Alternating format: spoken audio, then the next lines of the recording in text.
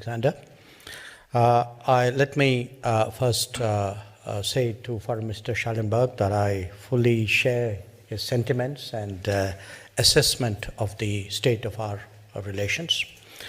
Let me also thank you for inviting us to the iconic New Year's concert of the Vienna Philharmonic yesterday. I can't think of a more enjoyable and optimistic way of beginning the new year. It is, of course, an event that is followed throughout the world, but in a way, it is also an occasion for us to express our cultures and respect our cultures. And so certainly there was a strong element of enjoyment, but also a symbolism to my presence yesterday. I was privileged yesterday to meet President Alexander van der Bellen on that occasion. I would like to thank Chancellor Karl Nehammer for receiving me yesterday afternoon. Our extensive conversation yesterday was very valuable in understanding Austria's viewpoint, both about our relationship as well as on current global issues.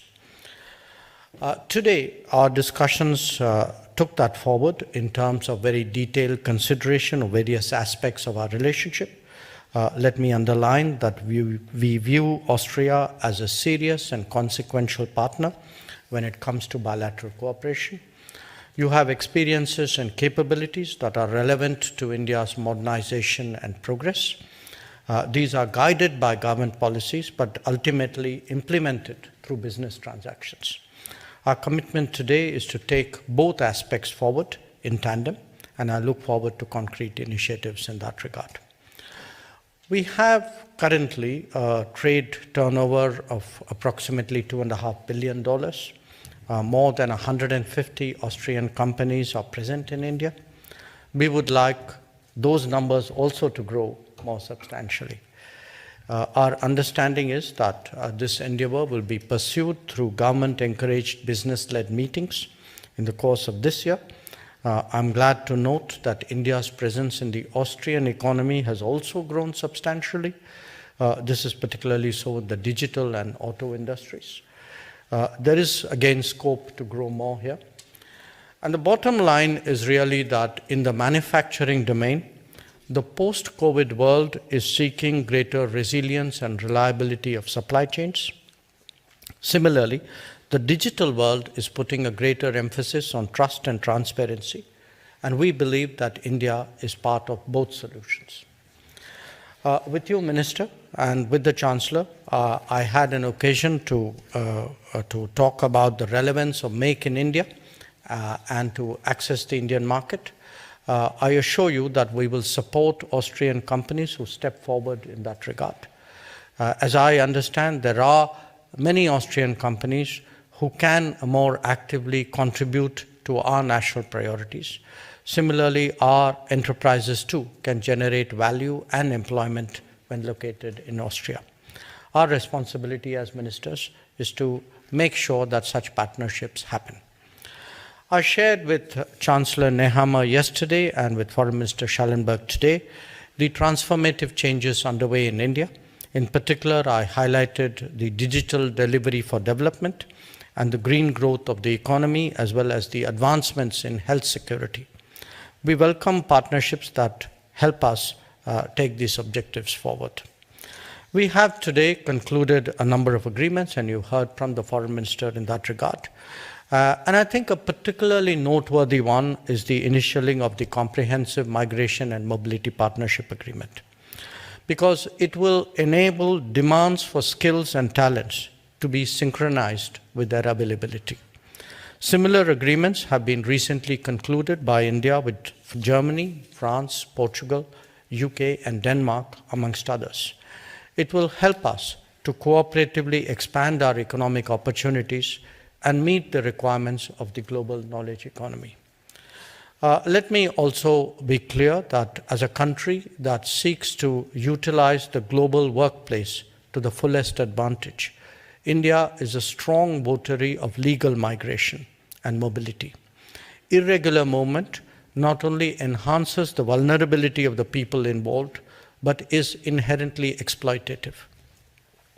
We want a fair, legal, and equal opportunity to demonstrate the contributions of Indian skills and talent.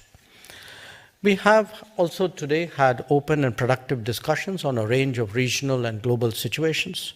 By and large, I would say our approaches are similar, though obviously we are located in different regions and we have our particular compulsions.